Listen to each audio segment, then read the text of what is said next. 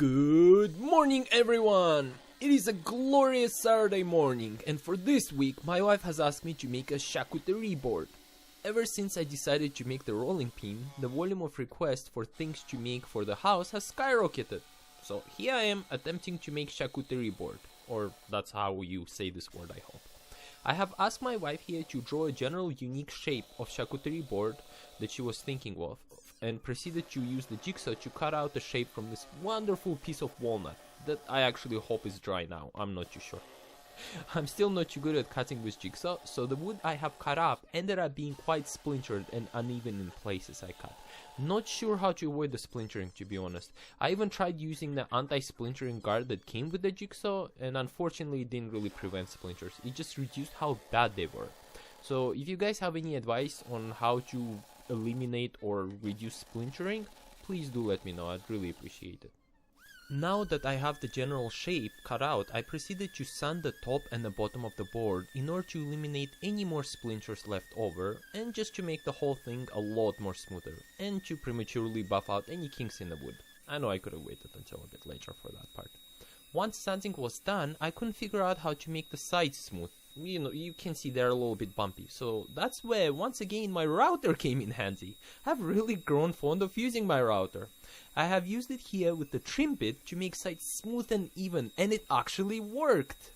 Seems like router bits are just like chips, you can't have just one.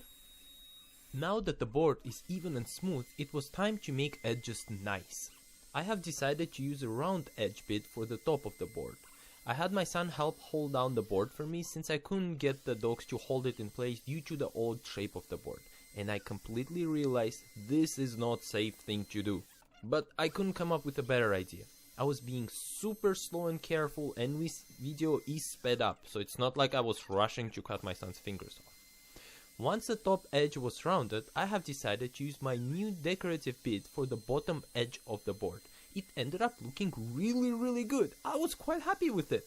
Not to mention, it is now a good exercise tool to train one's grip. My son uses it to improve his rock climbing strength actually. Also, my wife has requested that I make an invitation to place a bowl on the charcuterie board. So that's what I did here, is make a circle cut out on a piece of plywood. Unfortunately, I have no idea how to cut out circles on wood, so this piece wasn't perfectly round, but it's close enough. And from there I proceeded to use my round edge router bit to make the indentation. As you can see here, I had to make many passes just to remove the excess wood. It's because my ball bit router bit didn't arrive yet, so I had to resort to doing this, but still it ends up looking pretty good. Now that the charcuterie board is finally complete, it is time to sand it down and make it feel very nice to touch. I went a little bit crazy here and sanded it down all the way to 1000 grit. I wanted this to be the best charcuterie board that I have ever seen.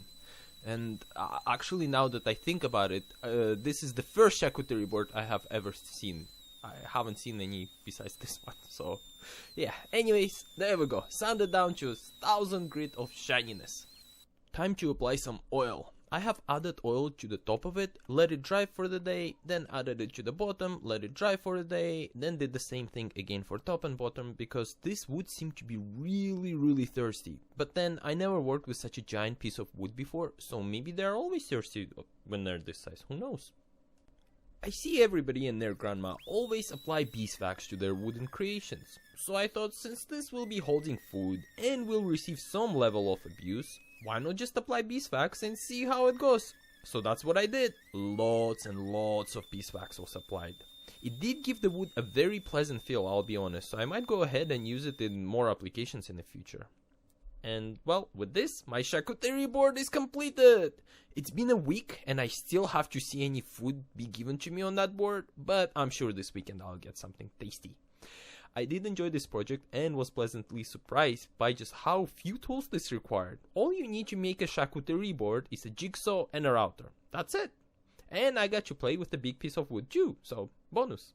I really hope you guys enjoyed watching this as much as I enjoyed making this.